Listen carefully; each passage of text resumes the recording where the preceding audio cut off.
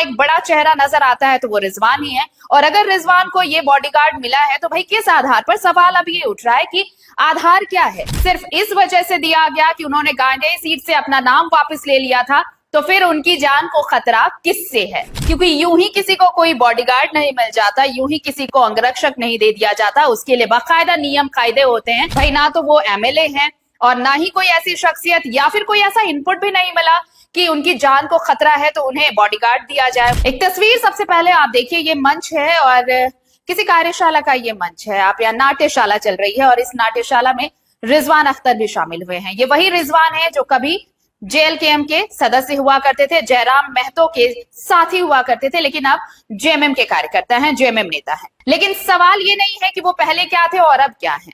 सवाल ये है कि इस मंच पर जो तस्वीर नजर आ रही है, यहां पर एक बॉडीगार्ड भी है। जाहिर तौर पर यह सवाल सबके जहन में होगा कि इस मंच पर जितने लोग हैं, ये बॉडीगार्ड किन का है, किन्हें ये बॉडीगार्ड मिला है? अब जो मंच पर खड़े हैं उनमें से मुझे नहीं लगता, रिजवान को भी अगर आप देख ले तो नहीं लगता कि ऐसी कोई शख्सियत है जिन्हें बॉडीगार्ड दिया गया हो। लेकिन अगर सिर्फ और सिर्फ वहां एक बड़ा चेहरा नजर आता है तो वो रिजवान ही है। और अगर रिजवान को ये बॉडीगार्ड मिला है तो भाई किस आधार पर? सवाल अब ये उठ रहा है कि आधार क्या है रिजवान को बॉडीगार्ड देने का?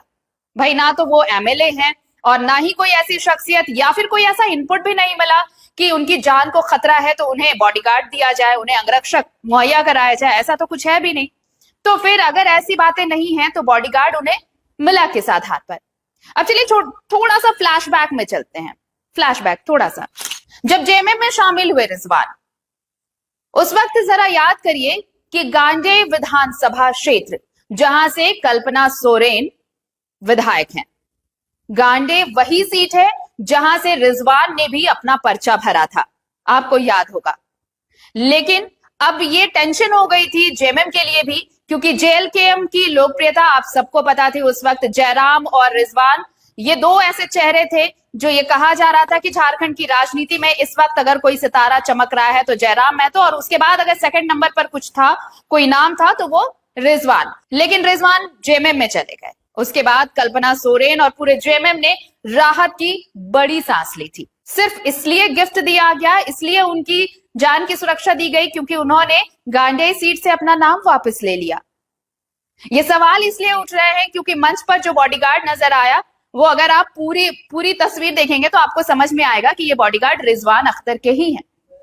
और अगर हैं तो फिर वजह क्या है बताइए? उन्हें बॉडीगार्ड मिला कैसे? किस आधार पर उन्हें बॉडीगार्ड दिया गया? और अगर सिर्फ इस वजह से दिया गया कि उन्होंने गांडेय सीट से अपना नाम वापस ले लिया था, तो फिर उनकी जान को खतरा किससे है? ये इनाम नहीं हो सकता। लेकिन अगर उन्होंने नाम वापस लिया तो क्या रिजवान को डर था कि कुछ गलत हो सकता है उनके साथ, कि उन्होंने जिनका साथ छोड़ा, अब जब वो जेएमएम के सदस्य हो गए, जेएमएम नेता हो गए हैं, तो उनके साथ कुछ हो सकता है? आखिर क्यों उन्हें बॉडीगार्ड दिया गया? और ये सारे सवाल हैं जिनके जवाब देने होंगे, क्योंकि यूं ही किसी को कोई बॉडीगार्ड नहीं मिल जाता, यूं ही किसी को अंगरक्षक नहीं दे दिया जाता। उसके लिए बाकायदा नियम कायदे होते हैं और उन नियम कायदों को ताक पर रखकर अगर ये बॉडीगार्ड रिजवान को दिया गया है तो फिर इन सारे सवालों के जवाब भी रिजवान को ही देने होंगे।